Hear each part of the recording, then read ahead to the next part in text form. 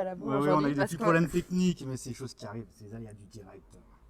Voilà, aujourd'hui, on vous propose de pousser les portes de la galerie Magda d'Anice, qui est dans le 11e arrondissement de Paris. Elle a ouvert sa première galerie en 1991 et elle s'est rapidement distinguée en étant l'une des premières à défendre les artistes issus de la scène urbaine. Aujourd'hui, certains de ces artistes, comme Bills, John One ou Shepard Fairey, sont reconnus internationalement. Exactement, et maintenant cela fait maintenant plus de 10 ans qu'elle a ouvert différents espaces, notamment en Chine, à Shanghai et à Londres.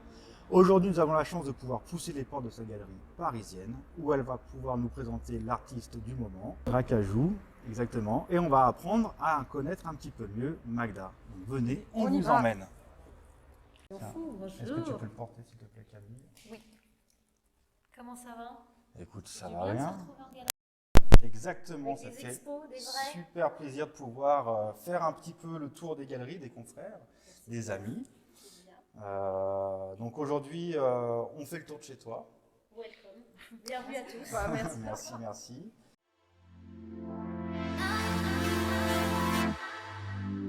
Et ben on est très parisiens sur cette expo. Pardon pour ceux qui ne le sont pas, mais justement, c'est une façon de visiter la ville, parce que Rakajou, qui est un super jeune artiste, c'est sa première expo perso, donc c'était d'autant plus un plaisir de vous recevoir qu'on est vraiment dans une partie importante de notre métier, qui est de pousser des gens qu'on ne connaît pas encore. Et il a fait cette expo qui s'appelle Les Trois Châteaux, en référence à Châtelet, Château Rouge et Château d'Eau. Qui sont trois lieux structurants pour lui en tant que petit parisien devenu un peu plus grand, mais il dit c'est les quartiers qui m'ont créé moi-même, ma vie, mes expériences, etc. Et donc il partage ses impressions de vie avec nous ici, dans une expo de peinture.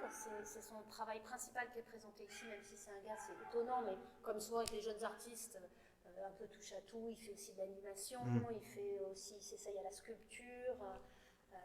Donc c'est vraiment génial, c'est ce qu'on aime dans les jeunes artistes, cette énergie, truc. Parce que quand tu dis jeune, il a quel âge? Il a la trentaine, mais c'est quand même sa première expo parce qu'il a eu une autre carrière. Oui.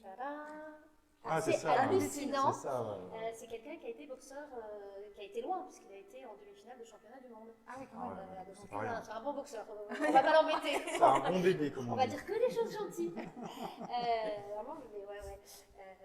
Et donc, après cette carrière-là, il est revenu à ses premières amours. Il dit toujours que lui, il était vraiment passionné de dessin. D'abord, il a passé son enfance à embêter sa maman pour qu'elle lui fasse des dessins, puis j'imagine que maman lui a dit prends tes crayons et ben voilà, et puis c'est resté.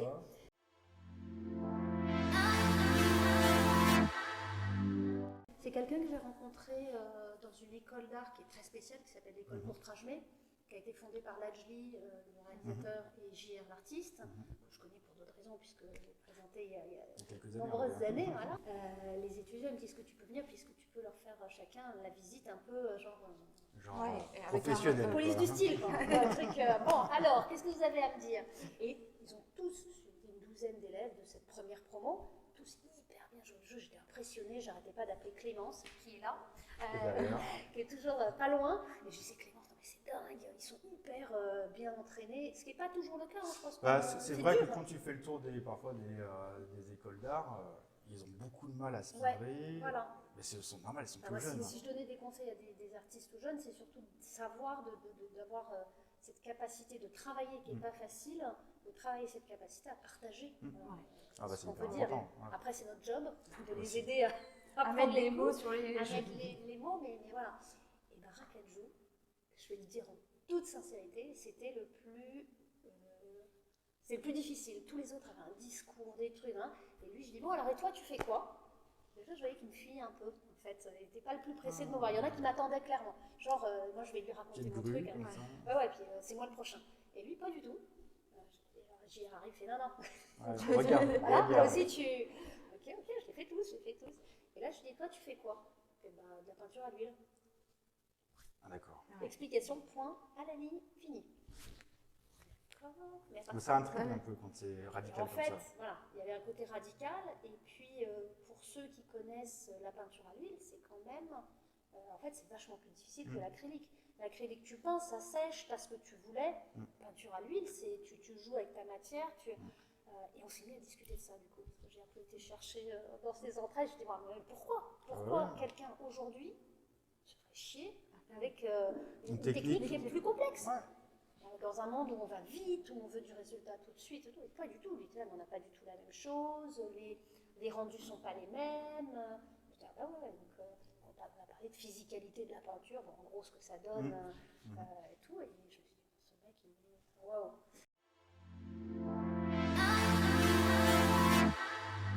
Parce qu'il s'était essayé à l'animation.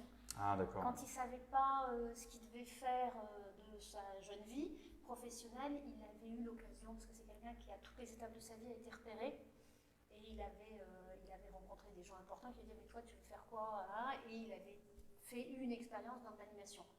Là il s'est rendu compte que ce n'était pas son truc, parce qu'il avait trop de choses personnelles à sortir, et donc il a un petit peu backtracké, mais à un moment il a pensé. Donc je pense que ça vient plutôt de là en fait.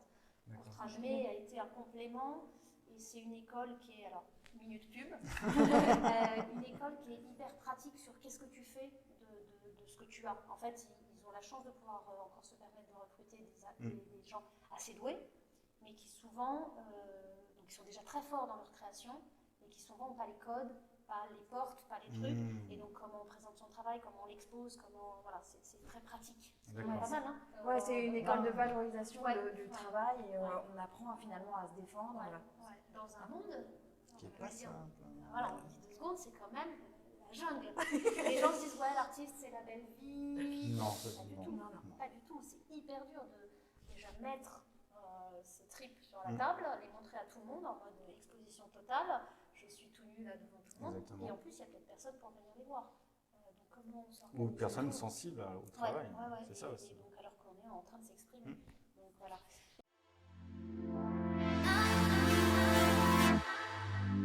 Quand tu es face à de l'art, hein, tu fais pas semblant d'avoir compris le truc et tu dis, oh bah non, tiens, bon, je vais pas en parler. Non. Moi, je dis, c'est bien, il est bien là, mais un artiste afro-américain, tu te poses pas la question, il est américain.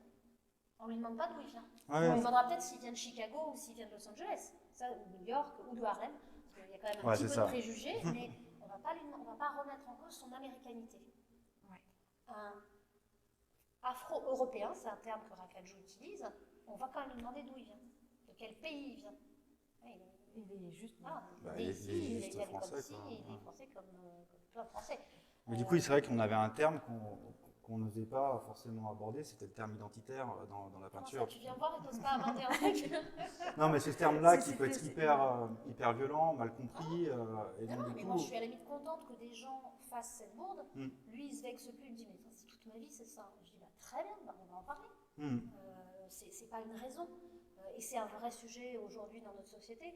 Et c'est ça l'art contemporain. L'artiste contemporain, c'est celui qui arrive à mettre le doigt sur des sujets contemporains et qui arrive à en parler comme un philosophe contemporain.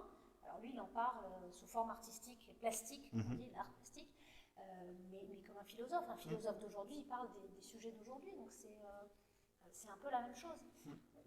Un bon artiste, c'est pas que technique, c'est pas que esthétique. Non, je suis d'accord. C'est les sujets qu'il aborde. Voilà, après, ça peut être des sujets, ils ne sont pas nécessairement sociaux, politiques ou de cet ordre-là. Ça peut être des sujets purement esthétiques, c'est très bien aussi, et la forme.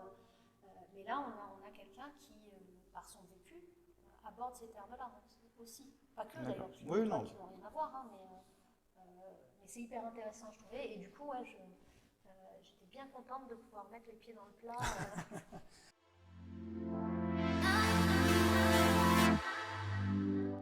Personnel, il avait juste exposé, il avait fait une fraise dans sa salle de boxe. Ah oui, c'est vrai. Ouais, il y a quelques années. Et puis il avait fait cette expo de diplômés de groupe donc, à Montfermeil de l'école. Et après, l'école avait fait une expo au Palais de Tokyo qui a eu énormément de succès puisque c'était pour les 25 ans du film La Haine. Et chacun des étudiants a été invité par l'expo au Palais de Tokyo, donc le commissaire d'expo était aussi Hugo Vitrani, à réagir par rapport au film. D'accord.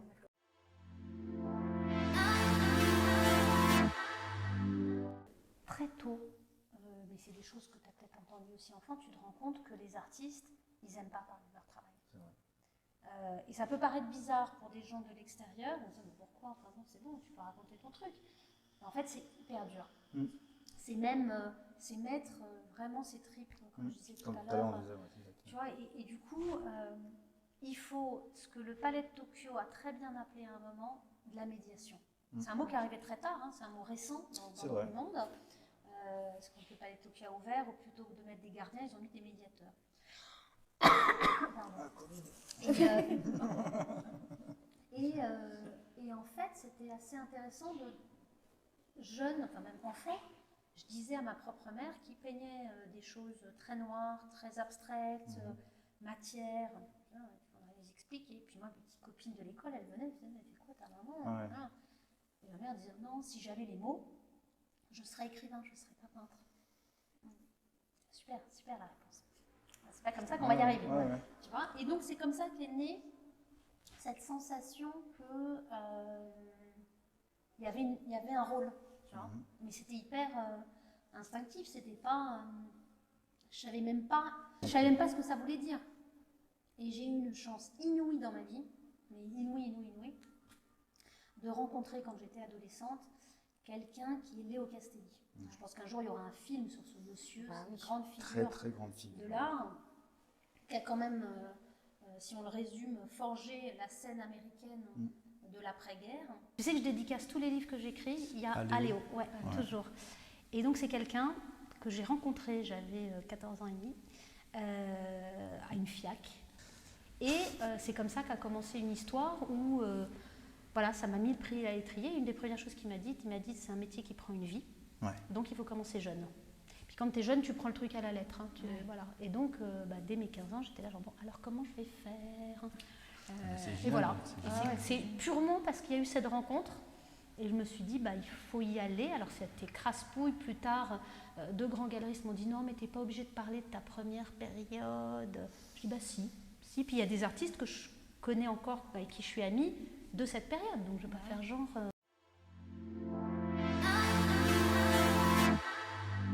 Mais en fait, tu sais, quand tu es ado, tu ne te poses pas la question.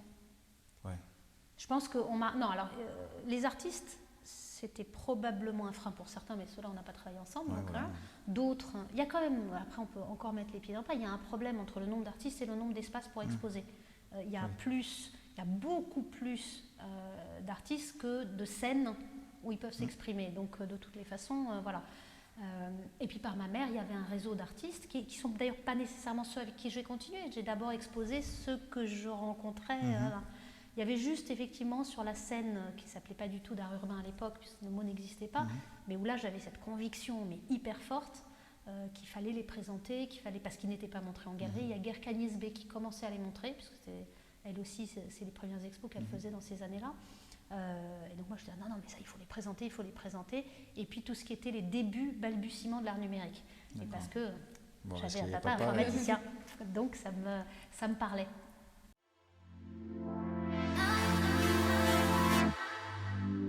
C'était un artiste dont je me souviens très bien, avec qui on n'a pas continué, mais qui était de la peinture, et je sais très bien d'où ça vient, pareil très matérialiste, abstraite, et ça venait de mon éducation visuelle. Ce qui est très drôle parce que souvent des gens qui ne me connaissent pas vont dire « Ah mais tu fais pas beaucoup de peinture, tu dois pas aimer ça et tout ». Je vais dire « Je suis née dans des pots de peinture, j'ai vécu dans l'atelier de ma mère, parce que les ateliers d'artistes c'est souvent leur appart. Je ne dois pas me dire que j'aime pas la peinture, j'en ai encore plein partout. T'en as pas été dégoûtée? Ah non, c'est au contraire, je pense qu'il y a un vrai rapport charnel avec...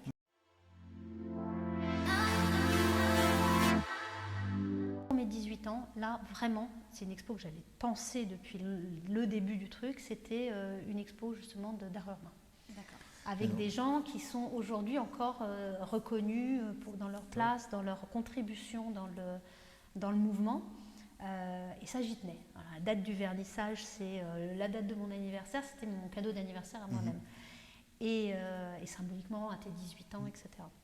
Tu voulais t'affirmer avec cette exposition-là, qui correspondait tout à fait à ce que tu avais comme vision. De ce que j'avais envie de montrer, parce que j'avais le sentiment malheureusement que j'ai toujours, qu'il y a une partie du monde de l'art qui passe à côté. Alors, on a un petit peu amélioré la situation, parce que les artistes ne se laissent pas faire et ils s'expriment, mais institutionnellement, on n'y est pas encore. On peut le dire, les musées croient encore que c'est pas vraiment de l'art, que c'est une autre catégorie. Je dis non, c'est des artistes à part entière, et une fois de plus, qu'on aime ou qu'on n'aime pas, mais voilà.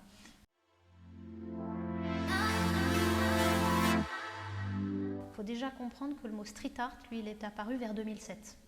Donc c'était hier. Pour un mouvement dans sa partie vraiment de ce mouvement du graffiti contemporain, parce que le graffiti ça existait déjà de Lascaux, voilà, mais c'est un autre champ qui est apparu fin des années 60. Donc pendant de la fin des années 60 jusqu'aux années 2000, on l'a nommé de plein de façons.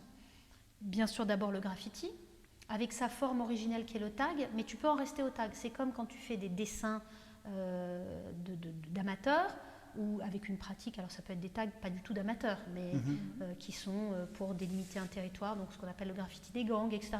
Pas un aspect artistique. En anglais, le terme est très bien, la pratique du tag, c'est le writing. Donc tu écris, et tu passes à un moment au style writing. Tu acquiers du style. Et là, tu as donc une volonté artistique. Tu t'exprimes. Et ce qui s'est passé au tout début des années 70, d'abord à Philadelphie, puis à New York, j'aime bien souligner que ce n'était pas New York le premier truc où ça a explosé, c'est qu'il y a des gars qui faisaient du tag, donc du writing, qui écrivaient leur pseudo accolé avec le numéro de leur rue, dans un jeu un peu, ce qu'aujourd'hui Space Invader fait très bien, de maillage du territoire, qui ressemble presque à un jeu vidéo. Je pose mes trucs, je gagne des points, très en avance. On est encore sur ce sujet de l'artiste contemporain qui est en phase avec son temps. Là, on est pile dedans. Et puis il y en a un, par exemple, parce qu'ils étaient plusieurs en même temps, mais il y en a un qui a été très très important, qui s'appelle Stay High 149, parce qu'il habitait 149e, Stay High parce qu'il fumait quelques joints, et qui rajoutait à côté le bonhomme du sein, l'icône qu'il y avait dans la série, donc ce petit truc, et qui très tôt s'est dit, pour qu'on me voit mieux sur les murs, parce que c'était très rempli, je vais mettre deux couleurs, une couleur de fond et puis faire par-dessus ce qui en graphisme est la base. Tu veux que ton lettrage ressorte, tu le fais en volume, tu mets une couleur de fond. Tu fais un outline, une ligne autour, Et donc tout ça, ces personnes qui n'avaient pas nécessairement une formation artistique, puisqu'ils étaient très jeunes quand ils ont commencé, ils l'expérimentaient, et par l'expérience, ils ont sorti ces histoires de style qui ont explosé. Et quand tu l'étudies, c'est juste passionnant. Parce que tu te retrouves, tu peux... Moi, quand j'ai écrit le premier livre sur le sujet, j'avais des notes, mais mois par mois, qui a inventé quel lettrage et comment ça a résonné, fait une émulation, il y en a un autre qui... Donc après, il y avait un type qui s'appelait Face2 qui a inventé des formes de lettres, dont aujourd'hui des gens dans le graphisme et dans la typographie vont te dire que ça a été une contribution majeure à l'évolution de la typographie. Tu fais, waouh, il n'y avait pas, comme aujourd'hui, tu choisis ta typo sur ton ordi, etc. En fonction de ce que tu veux exprimer. Donc ce que ça dit de notre monde était hyper intéressant. Mais ça dit aussi par rapport à l'espace visuel de la pub, quelqu'un comme Quick, qui était aussi né dans l'Amérique plutôt fin des années 50 et donc ado à ce moment-là, qui a connu la ségrégation et pas en sa faveur, te dit pourquoi quand j'étais dans le métro au fin fond de New York, donc dans le Bronx ou à Harlem, tu as quand même des pubs de Hoover avec la dame blonde et clean, avec un aspirateur que sa maman, qui n'est pas une petite blonde toute propre sur elle, ne s'achètera jamais. Pourquoi cet espace-là nous est imposé? Aujourd'hui, on parle de pollution visuelle, de la pub qui nous envahit, etc., de temps de cerveau qu'on nous grignote. Il faut se dire que ces personnes, à 13-14 ans, étaient déjà en train de se poser ces questions-là et donc taguaient par-dessus quelque chose qui avait des messages. Quick, par exemple, donc cet artiste-là, a peint des trains où il a été donc, le rollcar, comme on dit, le wagon entier, avec des gars du Ku Klux Klan. C'est un train iconique. Le message, il écrivait Americana avec 3K. Voilà, poum. On s'attend à la tête. Il est gamin, quoi. Et après, bien sûr, le style s'affine, etc. Et donc, parce qu'il y a eu une émulation entre eux, il y a des trucs qui ont été faits, mais juste de dingo. Et techniquement, un truc de fou aussi. On en revient toujours aussi à ces aspects-là, mais ça, c'est des mecs qui... moi, je suis fascinée, même parfois en film, quand les artistes travaillent, parce que quand ils la manipulent, c'est des gestes avec les mains, et ils font des effets, mais une toute petite ligne, un nuage, un machin. Aujourd'hui, les artistes qui se servent de ces techniques-là, c'est magique.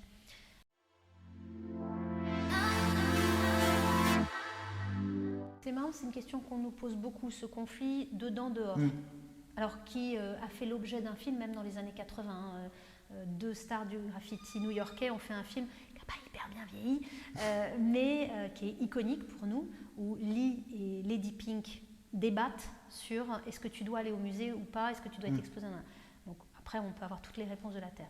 Mais un bon artiste, à mon sens, Michel-Ange, il faisait à la fois la chapelle Sixtine et des petits dessins au fusain qui restaient privés, for your eyes only. Donc un bon artiste, il a le droit, il n'est pas obligé, c'est pas une obligation, mais il a le droit de se confronter à différents univers. Il y a des choses que tu peux faire en extérieur que tu ne pourras pas faire en intérieur, ne serait-ce que pour des questions de technique, des questions de temps de réalisation, mais aussi d'effets. Et je dis souvent que le street art, c'est plutôt, si on enlevait ce terme-là, on pourrait parler d'art contextuel. Donc dans la rue, ils trouvent hyper bien leur contexte. On a un magnifique Space Invader de l'autre côté du boulevard ici. Dans ce contexte-là, il est parfait. Je te le mettrai là sur le mur, je lui trouve un intérêt différent. Et en galerie, il va faire autre chose, dans le contexte.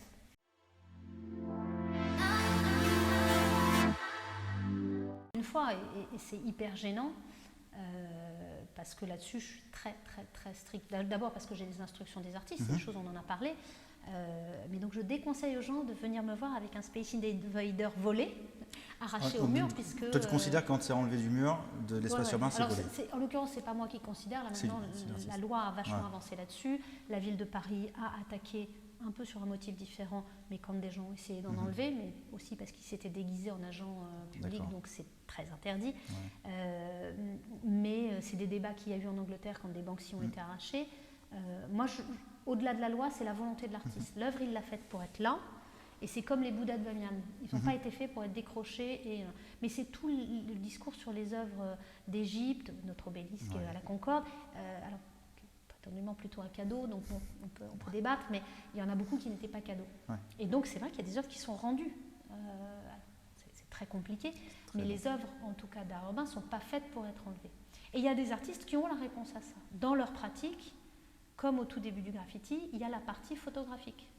Un JR, il y a l'action, qui est un moment hyper excitant pour y avoir participé, c'est génial, mais qui est l'action. Et ça, c'est éphémère par définition, c'est du papier collé sur un mur. Et il y a la photo. Et la photo, c'est une œuvre. Elle fait œuvre par le choix de l'artiste. Et je peux le confirmer parce que pour avoir fait des actions et avoir fait, moi, la photo à côté, genre en loose day, la mienne est pourrie, la sienne est magnifique. Donc, bon, voilà, il y a son regard, son On n'est pas tous artistes. Voilà, je ne suis pas artiste. Ah, mais tu trouves très vite ta place. Hein, mais pourquoi voilà. Il me chambrait en plus. Même quand on faisait des repères, je disais ta photo, mais elle est pourrie. Moi, je fais la photo technique et toi, tu fais la photo artistique. Et donc voilà, donc il y a des artistes qui vont avoir la réponse. Il y en a d'autres qui vont travailler autre chose.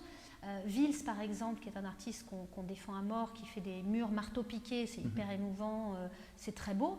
Il fait aussi des croûtes d'affiches. La croûte d'affiche, elle n'est pas faite pour rester dehors. D'ailleurs, on en avait fait une avec Le Mur, qui est une super association qui fait des œuvres pas loin d'ici, dehors. Je crois la deuxième nuit, elle s'était fait voler. Œuvre que j'ai retrouvée par les hasards d'Instagram, qu'on a retrouvée en partie chez quelqu'un. C'est une œuvre volée. Il n'y a pas de... Elle est déclarée comme volée. Et comment ça se passe du coup juridiquement avec la personne que tu retrouves? Mal. Mal, c'est la personne en question qui se met aussi très mal parce qu'à partir du moment où l'artiste la déclare comme volée, et là en plus elle était réalisée dans le cadre d'un truc bien balisé, elle n'était pas illégale, elle n'était pas... C'est une commande. C'est une commande d'une association qui est reconnue d'utilité publique. Enfin, tout le truc est bien balisé, donc là... et ce qui peut arriver, les conséquences peuvent être très graves parce que par exemple si quelqu'un la cachait, elle ne ressort jamais, mais leurs enfants un jour la vendent, c'est du pénal. C'est recel d'œuvres d'art volées.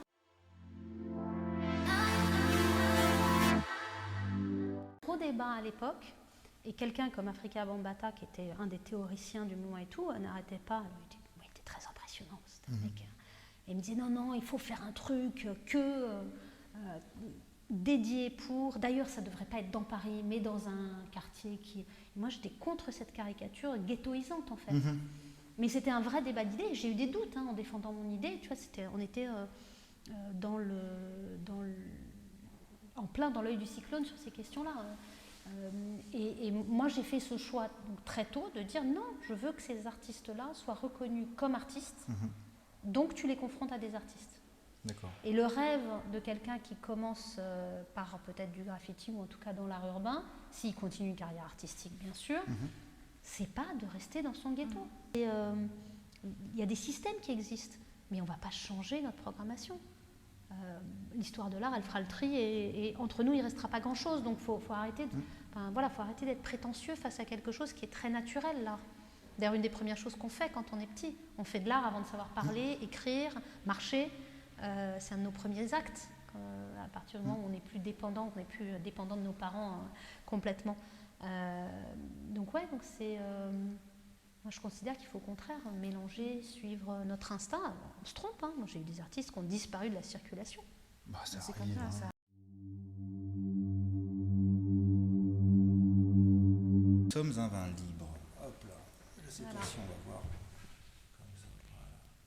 Voilà. Et Vin libre. Voilà, vin libre. Et en fait, quand on est allé chez mon caviste, il nous a dit ce vin, c'est un vin signature. Donc c'est un vin qui a été, on va dire, édité, entre guillemets, à 500 exemplaires. Wouhou, je suis gâtée. Voilà. Alors Donc, je suis désolée pour ceux qui sont derrière leur écran, c'est un truc normalement qu'on doit partager. Voilà. Alors Est-ce que vous attention. pouvez militer pour que les vernissages reviennent, s'il vous plaît? On va défendre notre patrimoine gastronomique et œnologique. Donc comme tu peux remarquer, déjà, il est cacheté à la cire. J'adore. Voilà. Donc ça, c'est quelque chose d'assez rare. Donc un petit vin d'Alsace en biodynamie. Parfait. Voilà. Et alors moi, parce que du coup, je réalise j'avais promis un petit insight sur ce qui va se passer sur cette expo et que je ne l'ai pas donné. Tout d'un coup, quand elle dit disclaimer, je me suis dit, donc Racajou, dont l'expo a été fermée pour cause de énième confinement, c'est un peu, bienvenue dans le nouveau monde. Je vous invite à rester connectés sur les réseaux sociaux divers et variés, puisque dans peu de temps, on va faire découvrir l'exposition, mais en invitant les gens à aller dehors. Ah, super. Sous forme un peu, allez, je dévoile complètement, il va m'en vouloir, désolé, de chasse au trésor, qui va emmener les gens justement dans les œuvres et dans son univers. D'accord. Et dehors, puisque pour l'instant, nous ne sommes pas tout à fait autorisés. Sauf si le Conseil d'État change d'avis, va nous aider à infléchir. Donc tu étais en réunion avec le Conseil d'État tout à l'heure? Moi, pas du tout, non, mais le comité des galeries d'art, oui. Donc, on soutient, on sort les pom-poms, on soutient notre présidente et le bureau pour que les choses se passent bien. Mais quoi qu'il arrive, donc on milite très fortement, mais quoi qu'il arrive, on va aussi emmener l'art dehors et les gens, et j'espère que vous serez nombreux à poursuivre l'exposition. La culture nous manque, manque au public. Je pense que pendant le deuxième confinement, c'était quelque chose de bien d'avoir encore nos espaces ouverts. Ouais.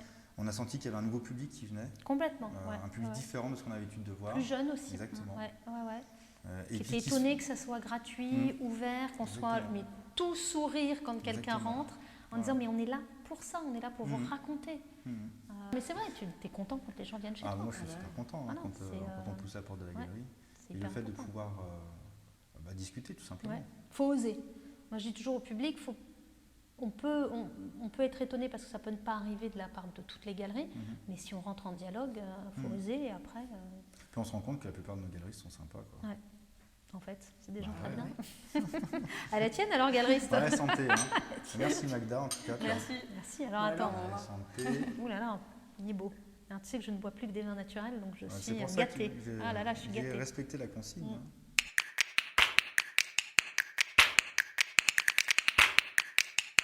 Moi j'en ai eu, alors c'est pas dans les montages où j'ai des galères mémorables mais qui deviennent des aventures, tu vois. C'est plutôt dans les projets, parce qu'une partie, on n'en a pas beaucoup parlé, mais une partie du métier de la galerie, c'est de produire des projets. Exactement. Dehors, par exemple, entre autres parce que je produis aussi des expos de musée, donc en fonction de... et on a eu des épisodes, je pense à des aventures avec JR. Une bonne galère, On était en train de coller dans un des lieux à Shanghai, maintenant je peux le dire, qui n'était pas dans la liste qu'on avait réussi à un peu scorer en semi-autorisé. J'appelais ça Cacaland parce que c'était dans un endroit où on cherchait à expulser les gens, mais certains restent. Vraiment, c'est les derniers des Mohicans, ils restent dans ces parties de la vieille ville et ils ne veulent pas se faire expulser, ou certains sont en train de négocier leur départ. Donc, mais certains te disent non, moi j'ai pas envie d'être relogé à 20 km avec des gens que je connais pas. Je suis née ici, mes parents sont nés ici. C'est un truc très émouvant. Là, ça a été un vrai drame en Chine et le gouvernement. L'expropriation, c'est ça. C'est plus compliqué, tu vois. Nous, on voit ça avec un regard très français. Et le gouvernement chinois a dû aussi address cette question, s'en préoccuper. Mais entre-temps, il y a eu des moments très difficiles et on s'est retrouvés dans une zone comme ça où JR voulait faire des collages, qui ont donné d'ailleurs lieu à des œuvres magnifiques. Mais il n'y a rien qui collait, les murs étaient pourris, on avait les pieds dans les crottes de chiens et autres. Et là, tu es dans la vraie galère. Et puis tu rames. Tu rames et puis il y a des gens qui arrivent et qui disent mais qu'est-ce que vous faites là? Et là, ils n'ont pas du tout un regard aimant. Tu fais putain, va falloir partir en courant. Est-ce que les Européens dans ces quartiers-là... Chelou, tu vois le truc. Et après, le truc se transforme parce qu'il y a quelqu'un qui vient et qui dit et vous? Moi, je vais vous raconter mon histoire, et tu fais des rencontres magnifiques. Et ces œuvres-là ont fini au musée de Shanghai. Comme quoi, tu vois, comme quoi, alors, on en fait tout un truc politique et tout, mais le musée de Shanghai et la Biennale de Shanghai, c'est par l'État. Donc la question, elle est omniprésente. Elle est présente, je ne dis pas que les réponses sont peut-être pas les meilleures, sont pas simples, mais en tout cas, c'est sur la scène et c'est sur le débat. Il y avait un débat autour de ça et on a autorisé JR, enfin c'est même pas qu'on a autorisé, c'est qu'il a été invité à la Biennale de Shanghai. Moi j'étais au comité opérationnel pour faire ce projet et en fait notre sauf-conduit c'était une lettre de la Biennale de Shanghai, qui une fois de plus est complètement public, qui disait non, ils sont bien en ville pour faire un projet de la Biennale. Donc tu transformes tes grosses galères, où vraiment là on a eu, puis le même jour il m'a fait un truc dans le genre galère, il y avait un château d'eau qui est assez connu à Shanghai, qui est comme ça un vieux château d'eau qui reste dans la ville lié à une vieille usine. Mais je crois que je la connais, la photo. Et le truc, il est à l'équivalent, je sais pas, de 8 étages. Je vois très bien cette photo. Et pour passer de l'immeuble le plus proche au château d'eau, il y a une passerelle qui a dû être une passerelle de maintenance. Je vois la galère. Et lui me dit, toi, tu vas être sur le pont en face parce qu'il faut que quelqu'un déclenche l'appareil photo. Puis il sait que je suis chiante et que j'allais stresser. Donc il me dit, toi, tu vas être sur le pont. Non, je te laisse sur le pont avec mon appareil photo et tu fais plusieurs photos. Je te dis à quel moment, puis on a un signe, je sais pas quoi. Tu fais des photos, puis voilà, moi je suis que le déclencheur. Et moi, je vais aller coller le truc sur le château d'eau en passant sur une passerelle dont après j'apprends qu'elle n'avait pas de fond. Donc il marchait sur les bords du truc. Et là, dans le genre galère, tu es seul sur le trottoir d'une semi-autoroute avec un appareil photo hyper précieux, un appareil photo de photographe. Genre, putain, qu'est-ce que je fais là, comment galère, et tu te dis alors entre donc les galères de prod, ça peut être la fin. Mais en même temps ça a dû te créer tellement d'adrénaline, d'angoisse, non, plutôt. Sur le coup t'es angoisse, t'es galère, tu rames parce que JR tu le connais très bien et donc c'est une relation d'amitié, on a eu ce genre en fait, c'est ça, ces galères, c'est plus que des galères de montage.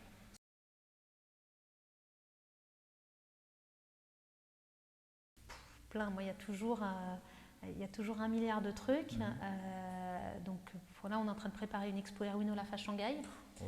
À Donf. Sur une nouvelle prod. Et ouais, sur sa dernière série qui est on me présente l'avant-dernière qui avait déjà été dévoilée par nos chers confrères et néanmoins amis Rabon Moussion, qui est celle April Fool sur le confinement, qui est complètement dingue sur la manière de vivre. Donc le mois d'avril 2020, est-ce un poisson d'avril, mais magnifique. Et puis depuis, il a fait un shooting dans la montagne, un truc d'une force dingue. Donc là, c'est nous qui sommes les premiers, parce que tu vois, travailler des galeries ensemble. Alors autour d'Erwin, c'est... Pourtant, il y a 2 galeries qui sont dans le même pays, tu vois. Eux, ils ont la priorité en France, nous, on a la priorité en Chine. Et chacun a l'exclu en lancement d'une série. Et après, on est très content. Et comme c'est un artiste qui produit, on n'est pas en reste. Donc tout va bien. On est content régulièrement. Sur YouTube, je vous mettrai les informations sur Erwin Olaf. C'est super. Un des meilleurs photographes. C'est pas moi qui le dis, c'est la reine des Pays-Bas dont il est originaire. Moi, je rêve d'avoir une photo. J'ai le catalogue, c'est déjà pas mal. Il fait des livres magnifiques.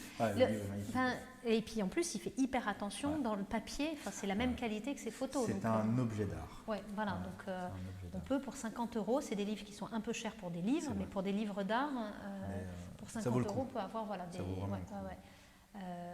non, et l'art peut se consommer, on n'est pas obligé de posséder l'œuvre originale, Moi je dis toujours non. Donc on a toute, dans les projets aussi backstage, tu vois, on a toute cette partie édition, vente en ligne. Ah, super, ça. C'est un des trucs avant que tu arrives, on était dessus justement en réunion, des œuvres accessibles. Super. Donc on pousse nos artistes aussi à faire pas que de l'édition, Mais à réfléchir. mais à réfléchir. Par exemple, l'expo de janvier dont je te parlais de l'artiste tchèque, Jan Kalab, on avait fait une œuvre qui est déclinée en 10 juste. D'accord. Et une vraie œuvre sur toile, petite. D'accord. Et du coup, était pas cher. Les gens, bon, alors, ils sont arrachés en 23 minutes, tout était vendu, mais parce que la proposition arrange tout le monde, tu vois. C'est adapté. Ouais. Donc ça, nous, on pousse beaucoup, on a beaucoup Du coup, travaillé tu essaies de là-dessus. trouver des systèmes aussi pour pouvoir se réinventer un petit peu. Ouais, bah non, Enfin, c'est pas se réinventer, réinventer, c'est compléter. Voilà, ça. On grandit, Tout ça, on ajoute, on fera toujours notre métier Ouais. comme on aime, des expos et tout le monde est bienvenu. Et preuve en est là. Avec les aléas des confinements, on est très sage et on fait attention, mais on ajoute d'autres choses. Il y a des gens, ils ne sont pas à Paris. On fait comment? Eh ben, on va partager, vous allez faire des trucs sur Twitch, on va passer du temps ensemble. Magda, merci. Merci à vous beaucoup. Merci d'avoir joué le jeu. Ouais. J'espère que ça t'a plu. Ouais. Bah ouais, moi Merci beaucoup. retrouver du monde, du dialogue, c'est un peu essentiel, non? Ouais, C'est- super. non Nous, on se retrouve la semaine prochaine, du coup. Ouais, Pour on les se gens qui voit. nous suivent sur Twitch, c'est la semaine prochaine. Avec Arnaud Oliveux, Arnaud qui est Oliveux, commissaire-priseur commissaire chez Arcurial Charles Curion, qui est spécialiste aussi de Street. de street D'aller. art, d'art urbain. Il y a de la logique dans ce que vous Ouais, c'est bien, D'art je- urbain, je- voilà, c'est ça. Bravo. Pour les gens qui nous suivent sur YouTube, n'oubliez pas un petit abonnement, un petit like. Ça fait pas de mal. Pour vous, c'est gratuit. Pour nous, ça nous permet de produire des émissions de meilleure qualité. Magda, encore merci. Venez dès que ce sera ouvert. Ouais. Ça. Ouais, on sera là. vous aime.